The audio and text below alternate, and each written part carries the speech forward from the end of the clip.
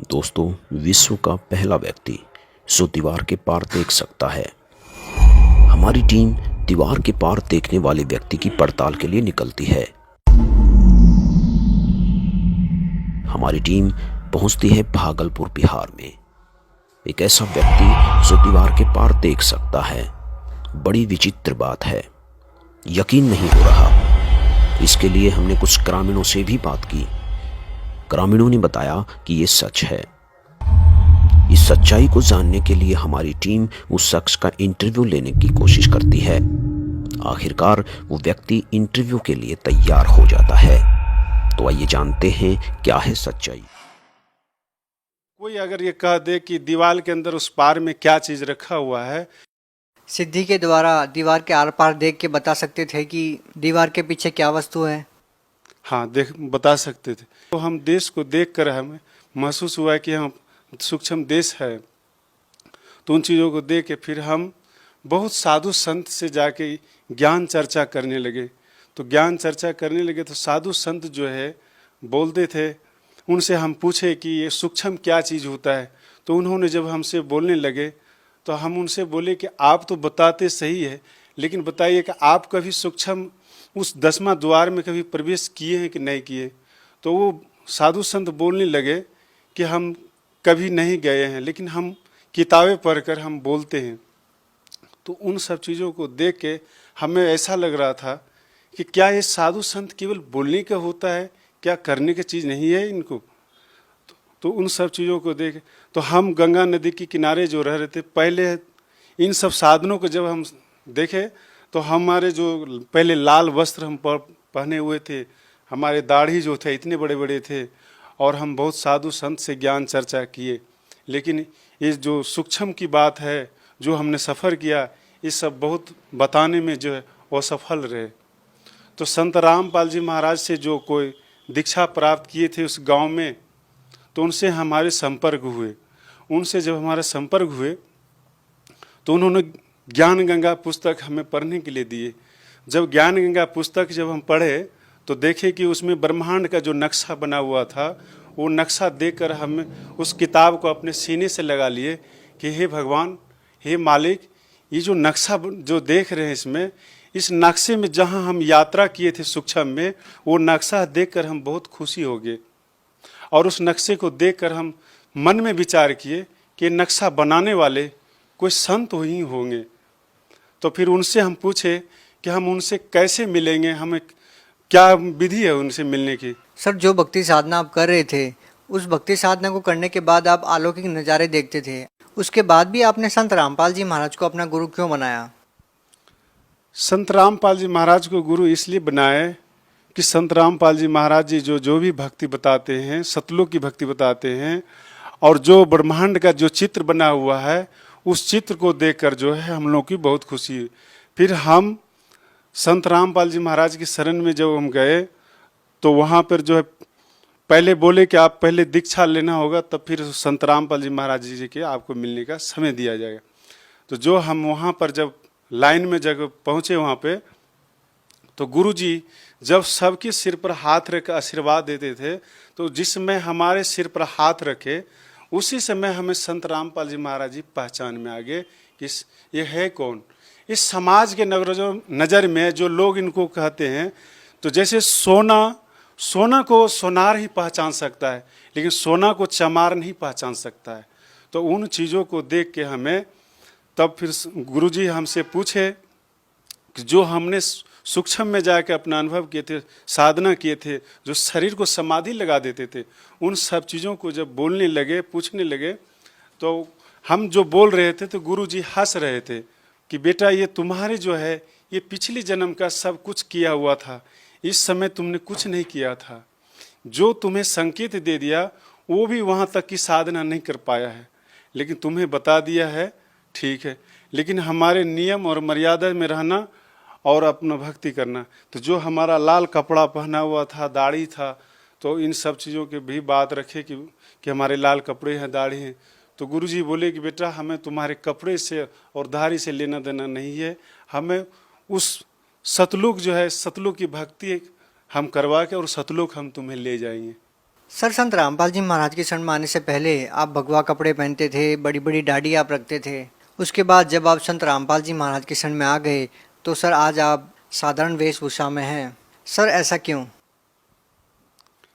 देखिए, हमको इसलिए ऐसा लग रहा है कि साधु बनना जैसे कि किसी का दान कर लेना पैसा, चंदे का पैसा लेकर खाना, ये जीवन बिताना, ये हमें ये चीज़ों को जानकारी नहीं था। लेकिन हम साधु सन्यासी बनकर सिद्धि तो प्राप्त कर लिए, लेकिन परमात्मा तक हम नहीं पहुंच पाए और परमात्मा तक हम नहीं पहुंच।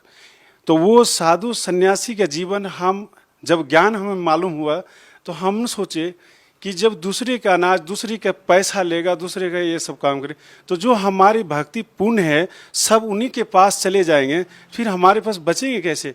तो वो जब वो कोई सेवा कर रहे हैं तो वो तो हमारे कर्ज हो जाएंगे।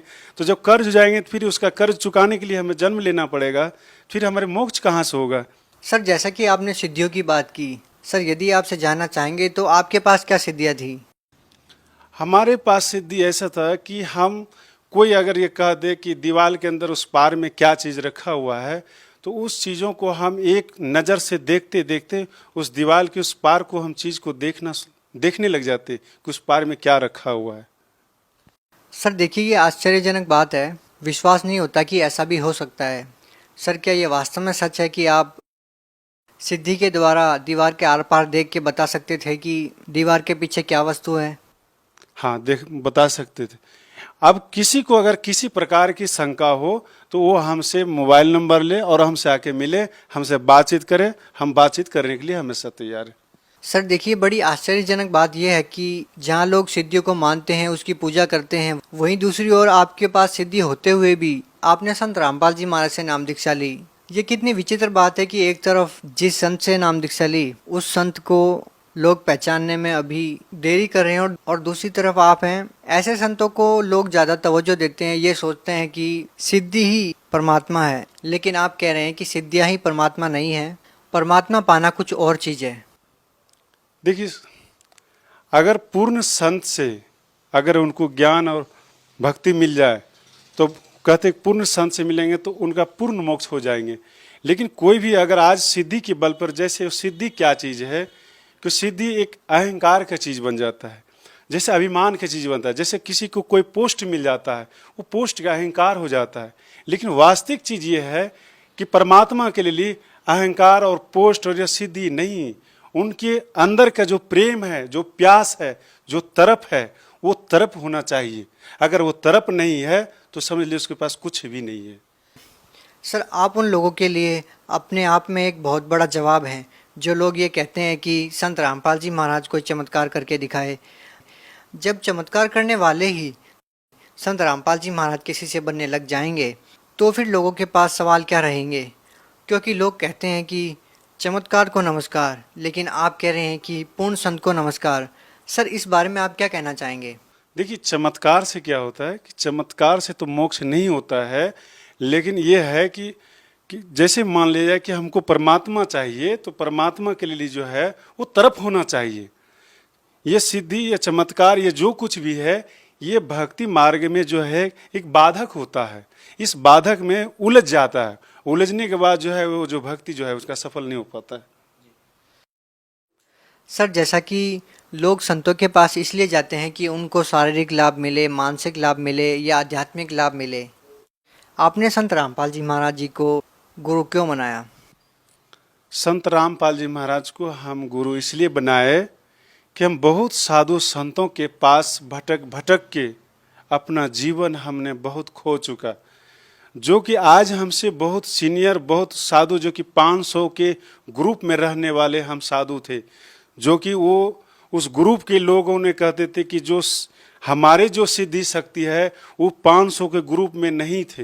वो 500 ने ही हम ही को सर्वश्रेष्ठ मानते थे।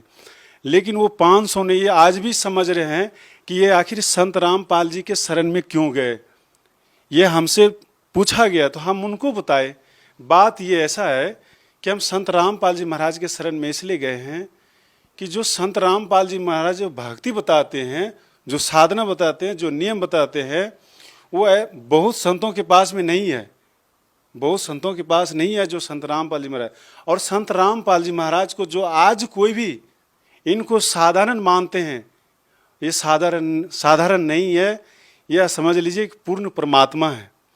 क्योंकि परमात्मा को वही पहचान सकता है जिनका आत्मा परमात्मा के लिए तरफ होता है, और जिनकी आत्मा में तरफ नहीं है वो परमात्मा को नहीं पहचान सकता।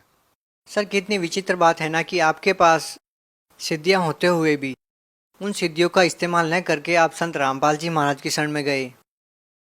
सर लाखों में एक दो ही ऐसे लोग होते हैं जिनके पास सिद्धियां होती है, जो चमत्कार कर सकते हैं, उसके बावजूद वो अपनी सिद्धियों का इस्तेमाल न करके, चमत्कार न करके, केवल भक्ति प्राप्त करने के लिए, भगवान प्राप्त करने के लिए संतों की शरण में जाते हैं, जैसा कि आप गए और आपने संत रामपाल जी महाराज को अपना गुरु बना लिया। यदि आप जिस तरह से आप बहुत ही साधारण वेशभूषा में हैं, आपको देखकर बिल्कुल ऐसा नहीं लगता कि आप चमत्कार करते होंगे, कोई आपके पास रिद्धि सिद्धि रही होंगी। यदि आप इस टाइम पे यदि भगवा कपड़ा पहन लेते हैं, लंबी दाढ़ी बढ़ा लेते हैं और चमत्कार करने लग जाते हैं, रिद्धि सिद्धियों का प्रयोग करने लग जाते हैं, तो आज आप हिंदुस्तान में लाखों लोगों का प्रतिनिधित्व कर सकते हैं। लेकिन एक बहुत बड़ी बात है कि आपने मान बढ़ाई को त्याग कर संत रामपाल जी महाराज को अपना गुरु बनाया। सर बहुत सारे ऐसे लोग होंगे, बहुत सारे संत ऐसे हैं जो आज भी चमत्कार करते हैं और लाखों की संख्या में उनके अनुयायी है। आप उन लोगों को क्या कहना चाहेंगे?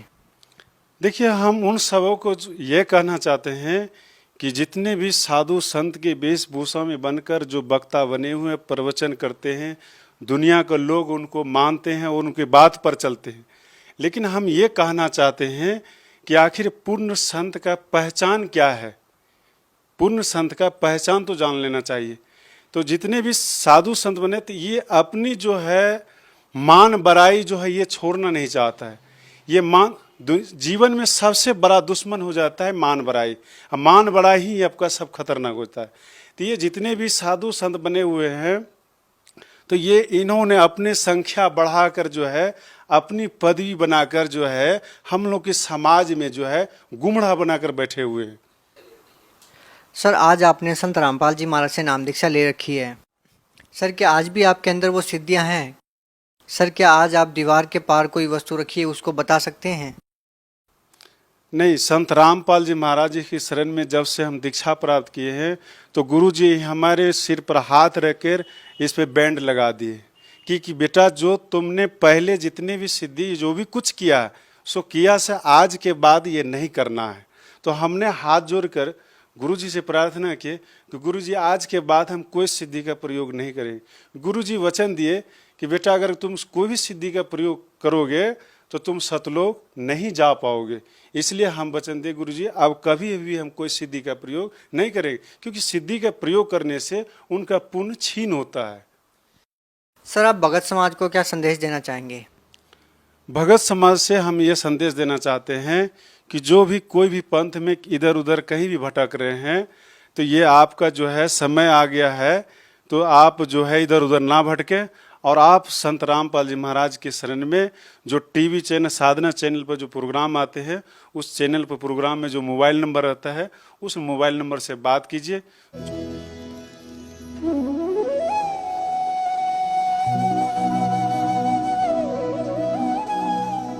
अगर आप ये वीडियो YouTube पर देख रहे हैं तो हमारे चैनल को सब्सक्राइब करें और बेल आइकन को दबाना ना भूलें। अगर आप Facebook पर ये वीडियो देख रहे हैं तो हमारे पेज को लाइक करें।